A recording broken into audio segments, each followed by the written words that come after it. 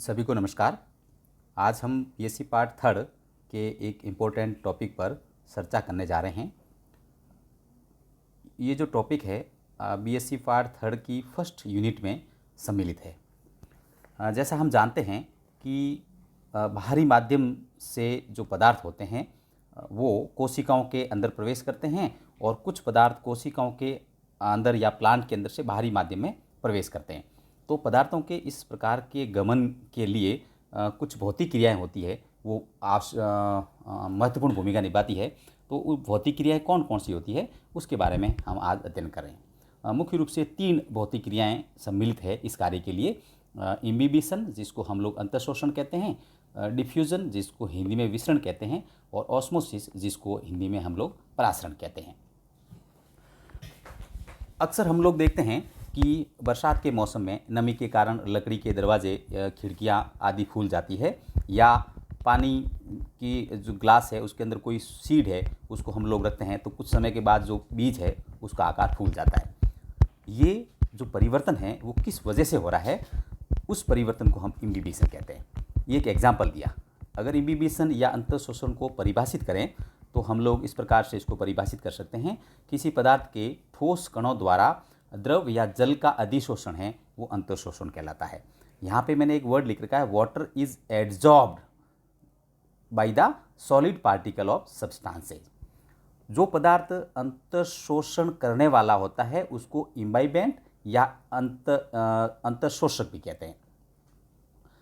Imbibant जो होंगे वो मुख्य रूप से कोलाइडी कणों के रूप में हो सकते हैं, या कोलाइडी कणों के अतिरिक्त प्रोटीन, स्टार्च, पैक्टिन और सेलुलोज।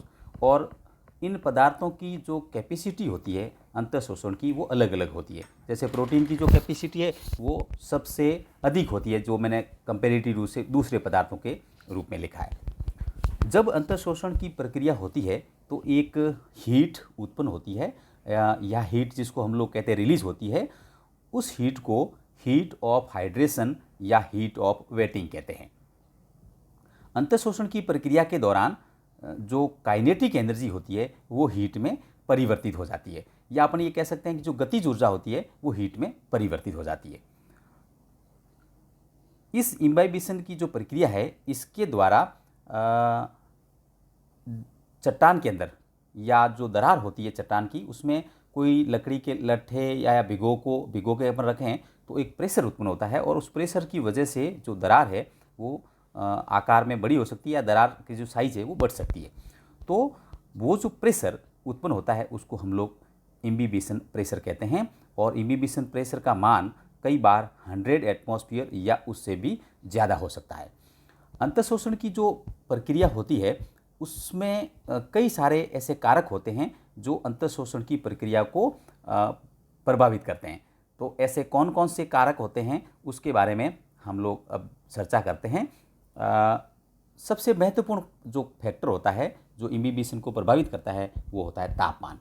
तापमान में वृद्धि से जो गतिज ऊर्जा होती है उसमें बढ़ोतरी होती है, और गतिज ऊर्जा में बढ़ोतरी होने के बाद अंतःशोषण की जो प्रक्रिया होती है वो तेज़ होती है।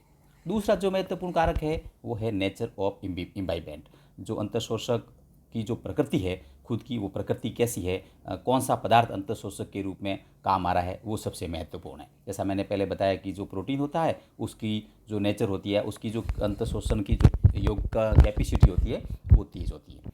तीसरा होता है जो माध्यम की जो पीएच होती है, जैसे ऋणात्मक आवेशित जो कोलाइडी पार्टिकल एल्कलाइन माध्यम जो है वो अधिक अंतःशोषण करता है, और एसिडिक जो माध्यम होगा उसमें अंतःशोषण है वो कम होगा। इसी प्रकार से जो प्रेशर होता है अंतःशोषण के फलस्वरूप अत्यधिक अंतःशोषण दाब उत्पन्न होता है, और इसलिए कोलाइडी कण उच्च दाब पर भी अंतःशोषण प्रदर्शित करते हैं। तो ये कुछ ऐसे कारक है जो इम्बिबिशन की प्रक्रिया को प्रभावित करते हैं। अब हम लोग इसको क्यों पढ़ते हैं या इसका महत्व क्या है, तो इम्बिबिशन के कुछ इम्पोर्टेंस के बारे में अभी चर्चा करेंगे। जो अंकुरित बीज होते हैं, या अपन ये कह सकते हैं कि पहला जो पॉइंट लिखा है जर्मिनेशन ऑफ सीड, बीजों का अंकुरण। बीजों का जो अंकुरण होता है वो जल के अवशोषण द्वारा होता है। जल के अवशोषण की जो प्रक्रिया होती है वो इम्बिबिशन या अंतःशोषण के कारण होती है। तो जो सीड कोट होता है, सीड कोट के द्वारा इम्बिबिशन की प्रक्रिया होती है। जो कर्नेल है वो जो बीज के अंदर पाया जाएगा वो पानी को एब्जॉर्ब करके और फूल जाता है, और उसके अंदर उसमें से ही जो मूलांकुर है वो बाहर निकलेगा। तो हम ये कह सकते हैं कि जो सीड जर्मिनेशन की प्रक्रिया होती है वो इससे प्रभावित होगी। दूसरा जो है कि लाइकेन, मॉस और सिलीजिनेला, ये जो है पानी की कमी होने के बावजूद भी ये सर्वाइव कर लेते हैं, और उसका कारण है कि इनकी सतह द्वारा इनमें जल प्रिय कोलाइडी उपस्थित होते हैं, और वातावरण में जो उपस्थित नमी है उसको अवशोषित करके वो जिंदा रह सकते हैं। जो विशाल पत्थर होते हैं या चट्टान की दरार है उनमें लकड़ी डालकर इन्हें भिगोकर तोड़ दिया जाता है, और इसमें एक वायुमंडलीय दाब भी उत्पन्न होता है। तो कुल मिला के चट्टान जब टूटेगी तो चट्टान टूटने से वो पार्टिकल उसके छोटे छोटे पार्टिकल में बनेंगे, और अपन ये कह सकते हैं कि जो फॉर्मेशन ऑफ सॉइल है उसमें भी इम्बिबिशन की जो प्रक्रिया है वो महत्वपूर्ण है। तो ये पहला फिजिकल फैक्टर जो हम लोगों ने पढ़ा है वो है इम्बिबिशन। दूसरा जो फैक्टर है जो महत्वपूर्ण भूमिका निभाता है उसको हम लोग कहेंगे डिफ्यूज़न, या जिसको हम कहते हैं विसरण। हिंदी में इसको विसरण कहेंगे। विसरण को परिभाषित कैसे कर सकते हैं? ठोस, द्रव या गैस अणुओं की अधिक सांद्रता के भाग से कम सांद्रता के भाग की ओर की जो गति होती है उसको हम लोग डिफ्यूजन कहते हैं। इंग्लिश में मैंने ऐसे लिख रखा है, movement of solid particle from the region of higher concentration to the region of lower concentration till it reaches equilibrium. मतलब जब तक हायर कंसंट्रेशन से लोअर कंसंट्रेशन की तरफ ये सॉलिड पार्टिकल मूव करेंगे जब तक कि उनके बीच में साम्यावस्था स्थापित नहीं हो।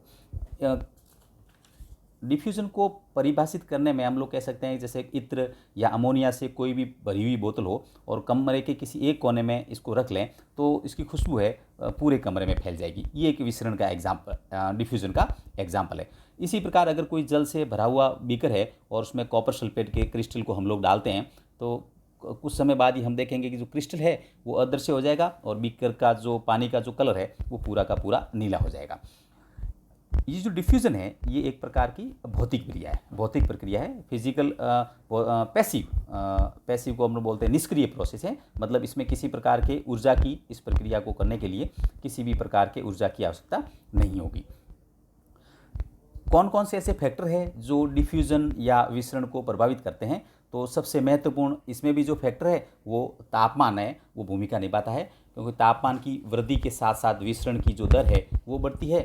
क्यों? क्योंकि तापमान बढ़ने पर अणुओं की गतिज ऊर्जा बढ़ जाती है तथा पदार्थों के विसरण की दर उसके अणुओं की गतिज ऊर्जा के समानुपाती होती है। दूसरा जो महत्वपूर्ण कारक है जो विसरण को प्रभावित करता है वो होता है डेंसिटी, या जिसको हम लोग घनत्व कहते हैं। तो इसमें अपन ये कह सकते हैं कि जो पदार्थों के जो विसरण की जो दर होती है वो उसके आपेक्षित घनत्व के वर्गमूल के व्युत्क्रमानुपाती होता है, जिसको मैंने यहाँ फॉर्मूले से दिखा रखा है। तो इसलिए जब भी हम देखते हैं कि द्रव के जो विसरण की दर होती है गैस से कम होती है और ठोस के विसरण की दर सबसे कम होगी, तो डेंसिटी जो है पदार्थ की पर्टिकुलर वो भी डिफ्यूजन को प्रभावित करेगी या विसरण को प्रभावित करेगी। कंसंट्रेशन ऑफ मीडियम, माध्यम जो है उसमें सांद्रता कैसी है, जैसे एक डायग्राम से मैंने इसमें दिखा रखा है कि किसी एक पार्टीशन के अंदर एक कॉर्नर के अंदर माध्यम की कंसंट्रेशन ज़्यादा है तो वो हायर कंसंट्रेशन से लोअर कंसंट्रेशन की तरफ उसका मूवमेंट शुरू हो जाएगा। तो माध्यम की जो कंसंट्रेशन है वो भी विसरण को प्रभावित करती है। विसरण के कारण या डिफ्यूजन के कारण एक दाब उत्पन्न होता है और उस दाब को हम लोग विसरण दाब कहते हैं। तो ये इसकी परिभाषा अपन ऐसे भी दे सकते हैं कि किसी पदार्थ के अणुओं या आयनों की विसरित होने की प्रवृत्ति के फलस्वरूप जो दाब उत्पन्न होगा उस दाब को विसरण दाब कहते हैं।